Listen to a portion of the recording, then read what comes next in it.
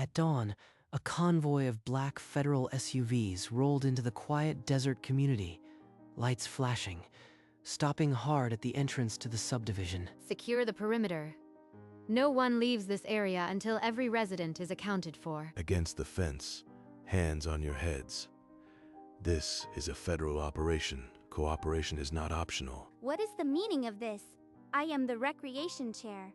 You can't just storm in here like it's a war zone. Agent Hayes, my name is George Reeves. I hold the grazing lease that overlaps this range.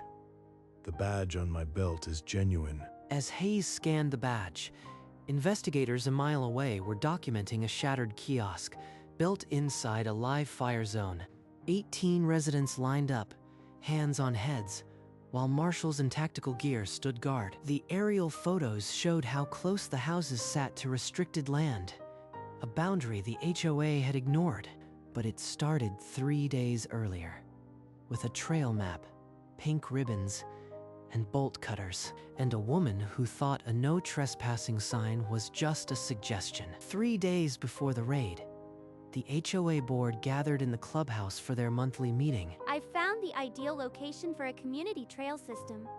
4,000 acres of open desert, absolutely untouched, right behind our property line. That land isn't empty.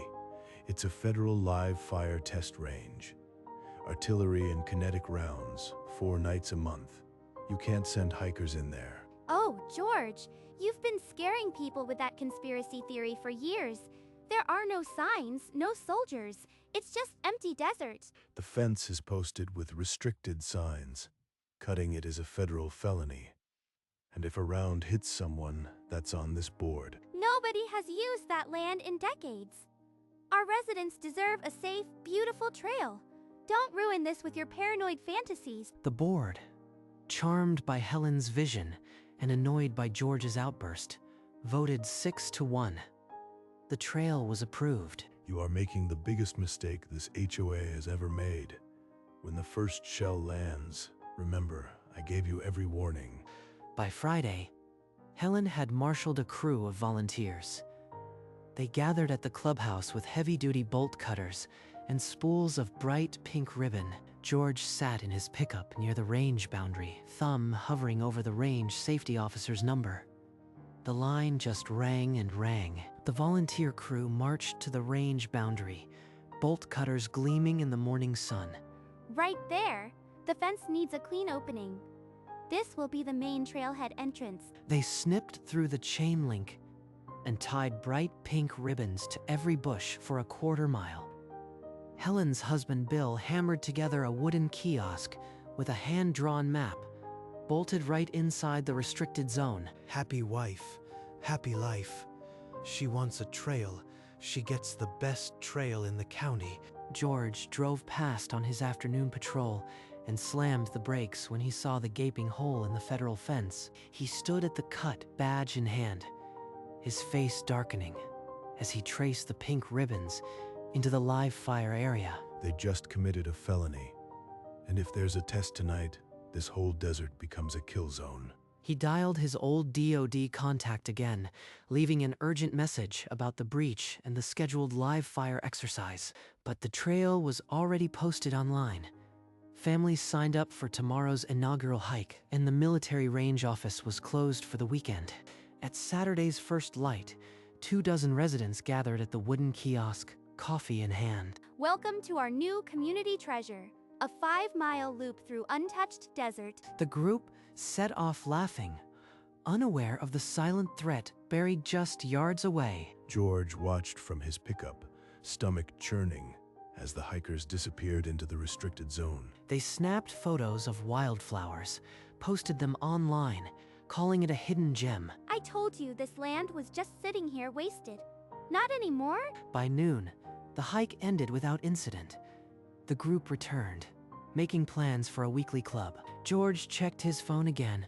Still no response. The live fire test was scheduled for tonight. They won't believe me until it's too late. The first shell might have to teach them. As dusk settled, the distant hum of military engines echoed over the range. Tonight was a test night. Under a star-scattered sky, the The first muzzle flash split the darkness. A kinetic projectile screamed across the range. Another round followed, then a third. The ground vibrated faintly, even 2 miles away. The fourth round flew slightly wide, a stray shot, and struck Bill's wooden kiosk dead center. The kiosk vaporized in a cloud of splinters and pink ribbon scraps. On his porch, George flinched as the shockwave rattled his windows. That wasn't a normal hit. It landed short, somewhere inside the fence. By dawn, smoke still curled from the wreckage.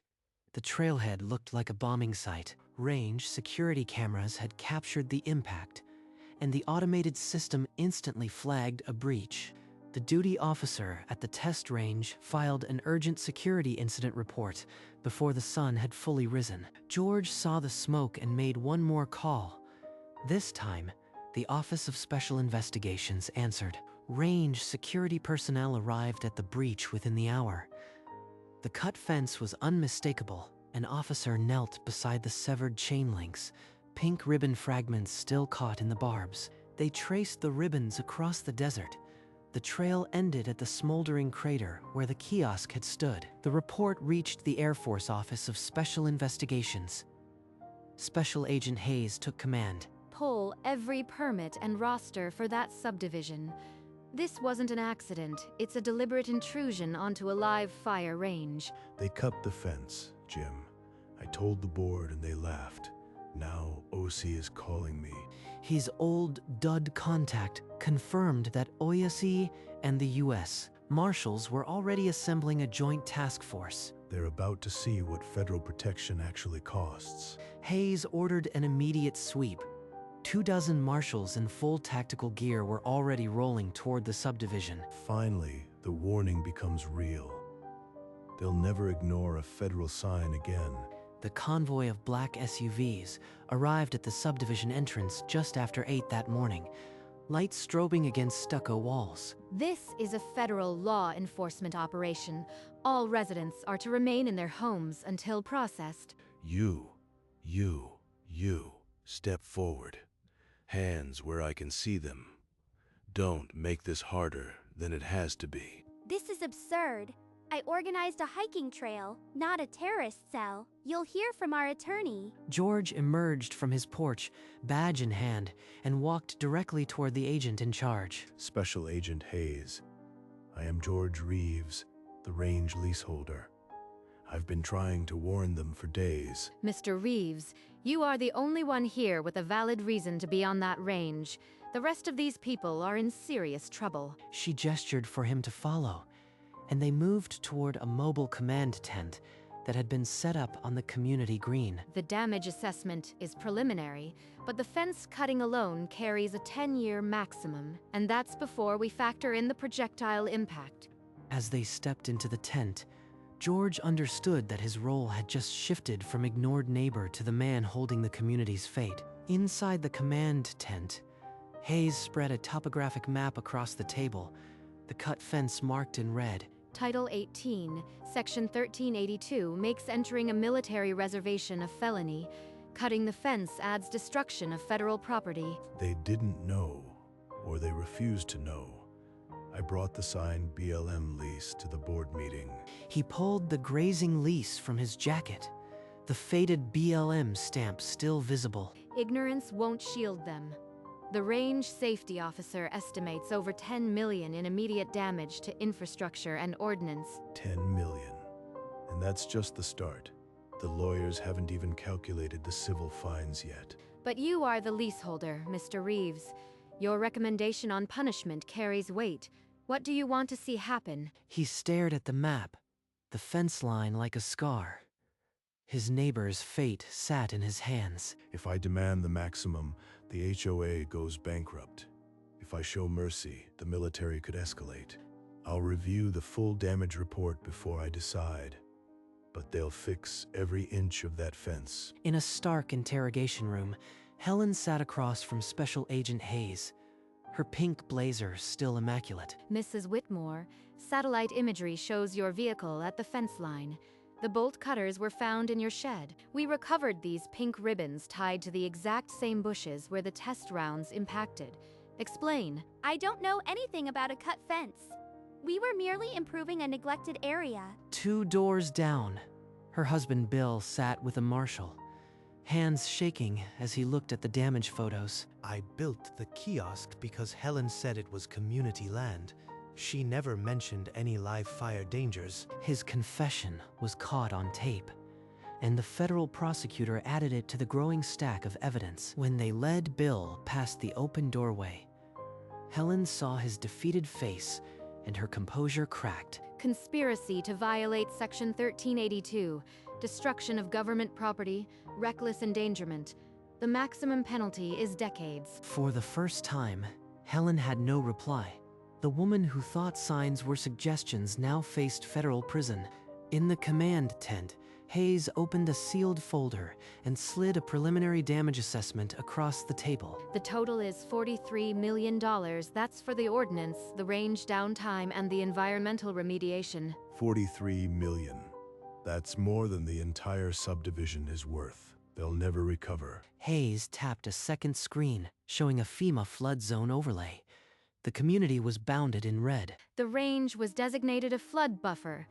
If that classification is revoked, flood insurance here becomes unaffordable. A computer model showed simulated floodwater surging through the streets.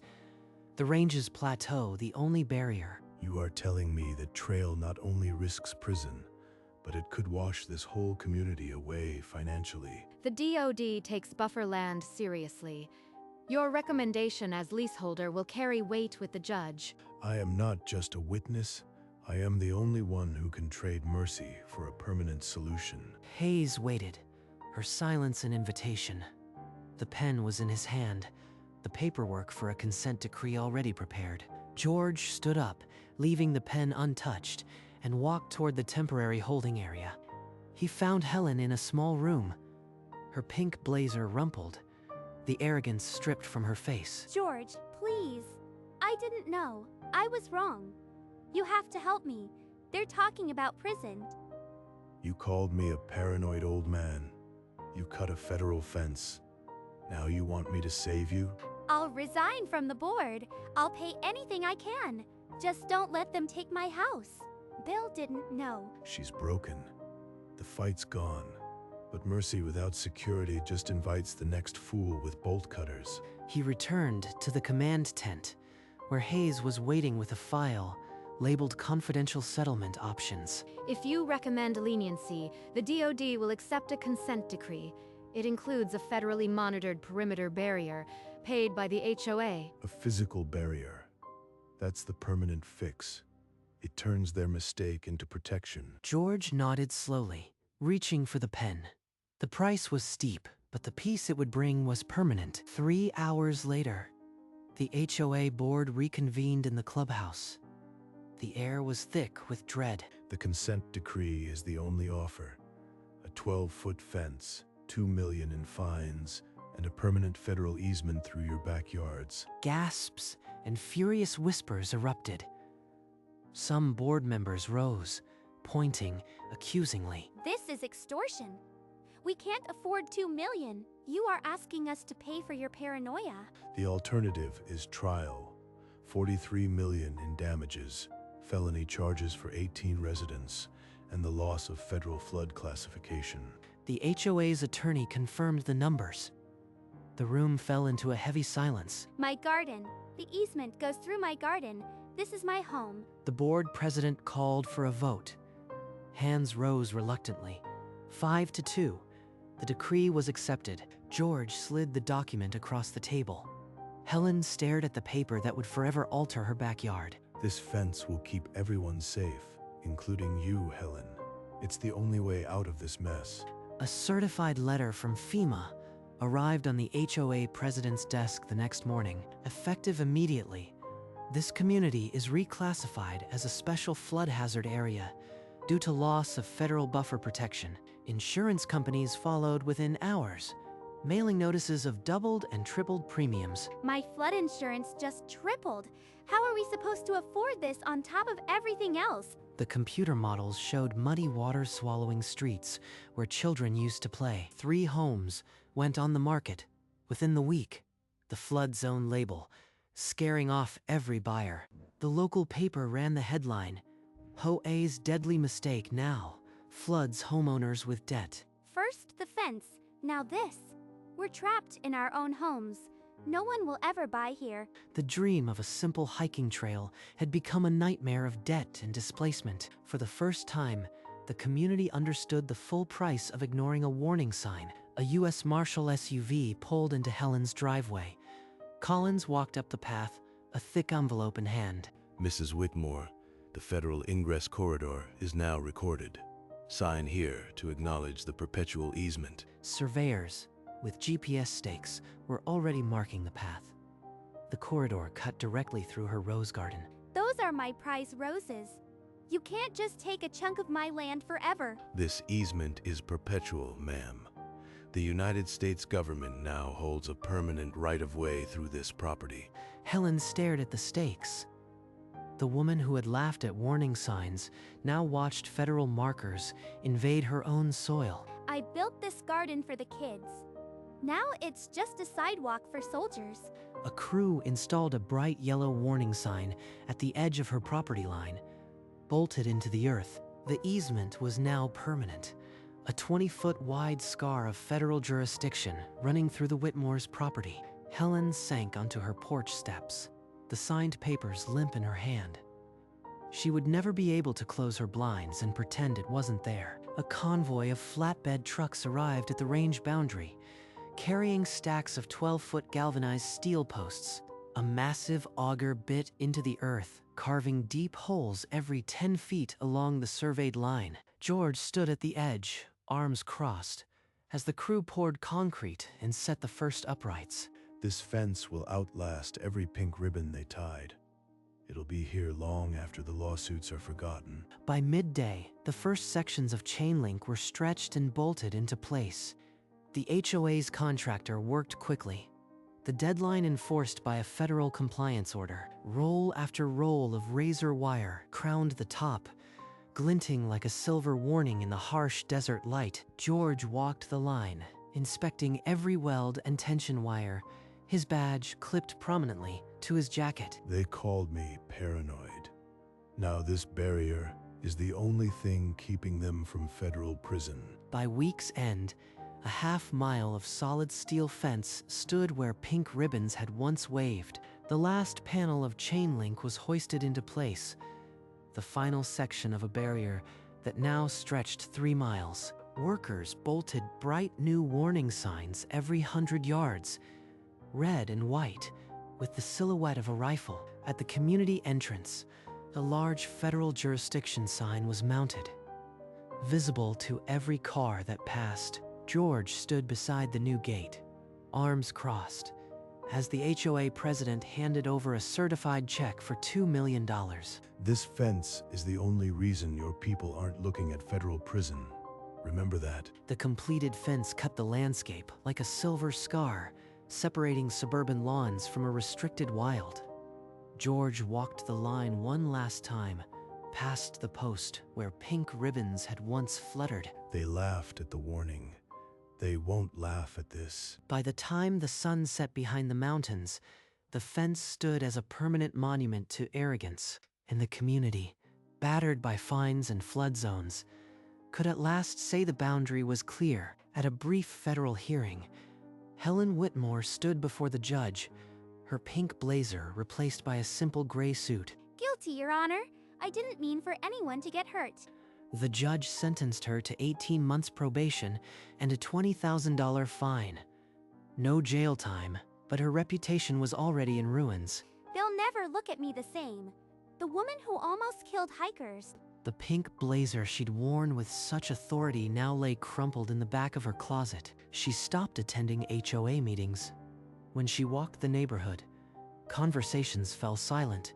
Bill hammered a for sale sign into their front lawn, the price already slashed twice. It's time, Helen. We can't afford this house anymore. I tried to build a trail, and instead I destroyed my life. By the end of the month, the Whitmore house was empty.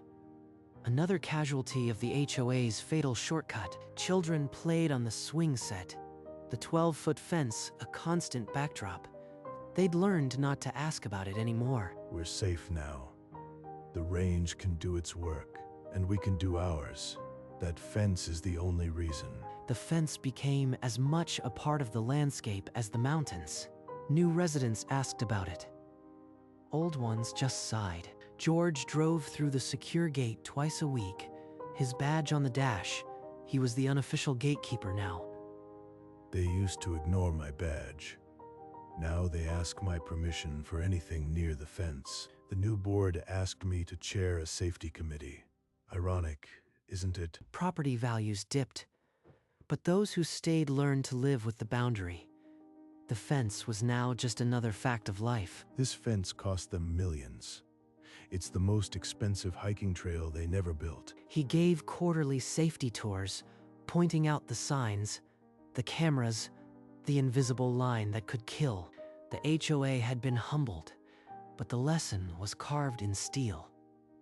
Ignorance isn't a defense against the federal government. George stood on his porch as the sun dipped behind the mountains, the fence a dark line against the orange sky. Granddad, I kept my promise.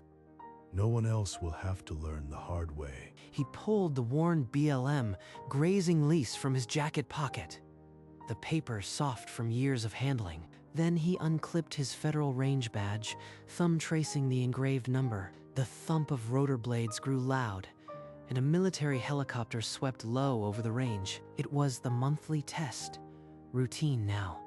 The sound of familiar heartbeat of the desert. That sound used to terrify me. Now it means everyone is in their place, safe. He nodded once, a silent acknowledgement, then looked back at the fence silhouetted against the fading light. The razor wire glittered like a crown of thorns for the community's arrogance. He took a deep breath of the cooling air and turned to go inside. The gatekeeper's work done for the day. A local news van arrived at the subdivision. The $1 million hike story had gone national. A warning sign ignored, leading to a $43 million lesson. Residents kept their curtains drawn. When journalists approached, they just shook their heads. The Sunday paper featured the fence under the headline, "One Trail, $2 million in fines." The photo went viral online, shared with captions like, "This is why you check for signs." A hashtag trended briefly, $1 million hike. The community became a punchline in a parable. The fence stood indifferent. Helicopters still flew. The desert still echoed with tests. No plaque marked it, just steel and a silent reminder that boundaries exist for a reason. George never gave an interview. He didn't need to. His fence said everything. As the sun rose on another quiet day, the lesson remained. Believe the signs. 1 year later, the desert bloomed. The fence had weathered to a dull silver, but it held firm. George led a small group of new HOA officers along the boundary, a well-worn path at his feet. These signs you see, we bolt them on every 100 yards. They're not decoration. They're the line between safety and catastrophe. $43 million. That's what one shortcut cost this community. Every time you look at this fence, remember that number. The new officers nodded, their faces tight. They'd all known families who'd moved away. We won't make that mistake again. Any proposal that comes near this boundary goes through me first. He tapped the badge on his chest. It wasn't a threat, it was a guarantee. They finished the tour as the sun climbed high. No one mentioned the old trail. No one needed to. The fence stood as it always would, a monument, a teacher, and a promise. George Reeves, the leaseholder, walked home.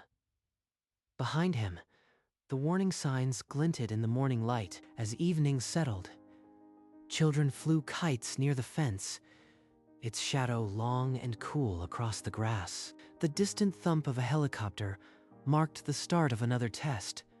Routine and unremarkable. Families gathered on patios, the fence a familiar backdrop, no longer a question, but a fact of life. The desert had reclaimed its rhythm.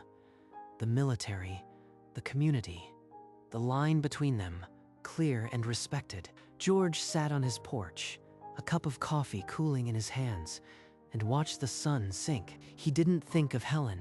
He thought of the land, the lease, the legacy now safer than ever. Boundaries aren't about keeping people out.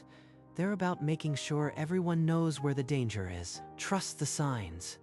Trust the people who put them there. The last light caught the razor wire, turning it to gold. And in the desert, the lesson held.